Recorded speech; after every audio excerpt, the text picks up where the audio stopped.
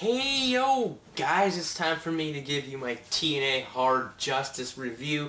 Hard Justice took place last night from the Sovereign Bank Arena in Trenton, New Jersey.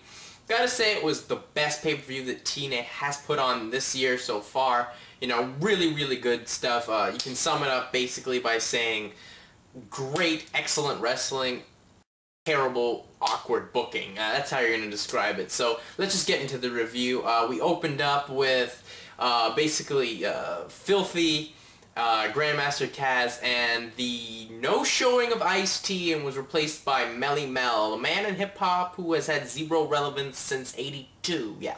So yeah, that's what kicked us off. And then we went to the first match, which was for the TNA X-Division Maple Leaf Muscle Petey Williams defending against Consequences Creed. You know, this one was a really good match. I gotta say, good match to open the show. Petey's third consecutive good match on pay-per-view.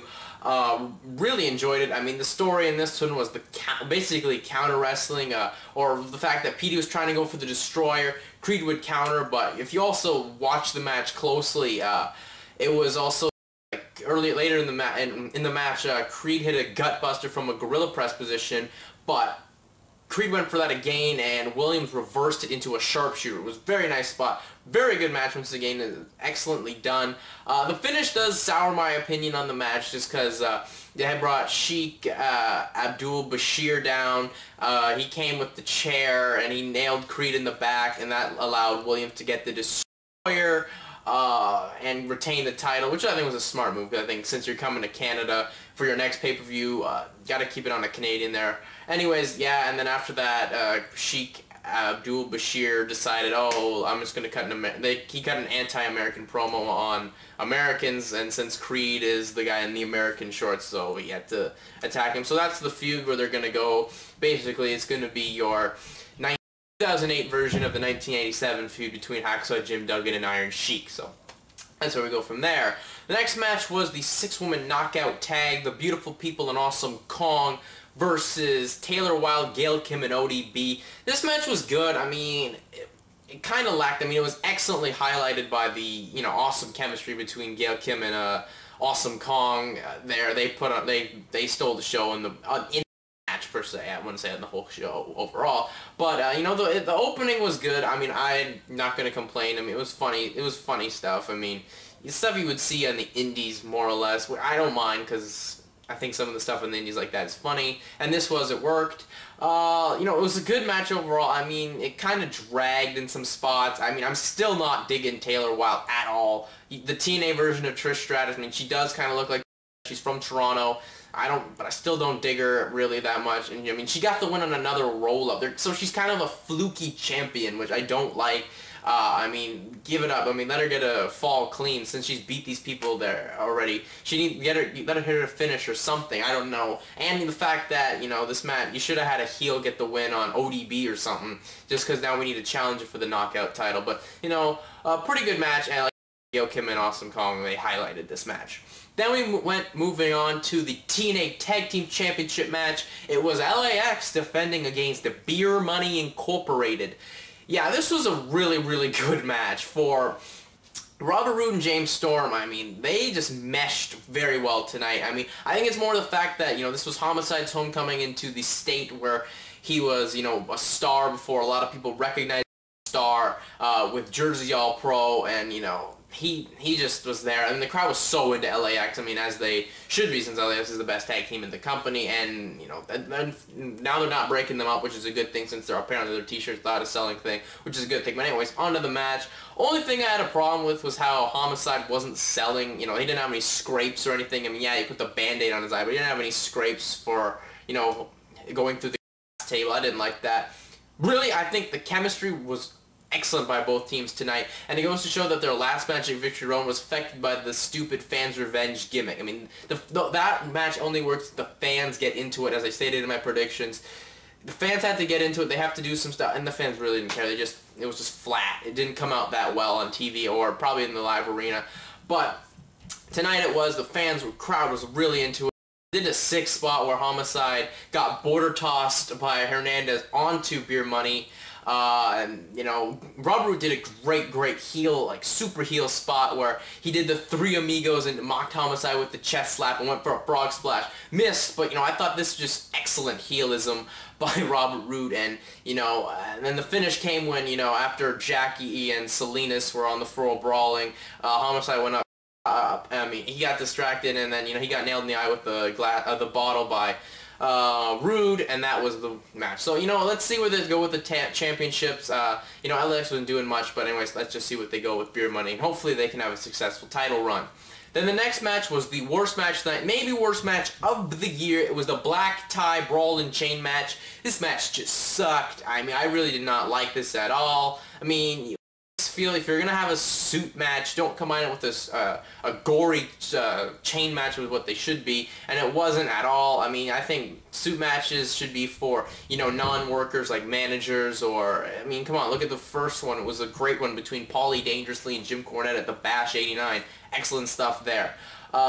Really, this match was just bad. I mean, there was no blood at all. I wish it in the chain match, like look at Piper and Valentine, and recently Stevens and Strong and FIP. You need the blood. It adds something to these matches. Really terrible. I mean, we got the Fire Russo chants. It seemed to get, you know, Dutt and Lethal trying to do some stuff, but I didn't like it at all. And I didn't like it how you booked Lethal. He's also in his hometown, and you're in a dumb match in a storyline that no one cares about. And, you know, at the beginning, he kind of was he just slipped out and put his strap on the rope and started beating Dutt down without him in the strap. It was dumb there. Awful match. And Val ran out. It was just wacky, awful, terrible, worst match of the year. Then moving on, we go to the Jersey Street Fight. Christian Cage and Rhino versus Team 3D. This match was good. Really strong here. I gotta say that. I mean, it was like a fun old ECW brawl. I mean, anytime you have Dudleys in Jersey and a brawl, it's always gonna be fun. And, you know, one element that I guess we all somehow slipped our mind was the fact that you're having like a quarter of the great TLC matches in the WWF or / WWE when you had Christian Cage and you had Team 3D. So right there you had great chemistry. And Rhino, no slouch as a brawler.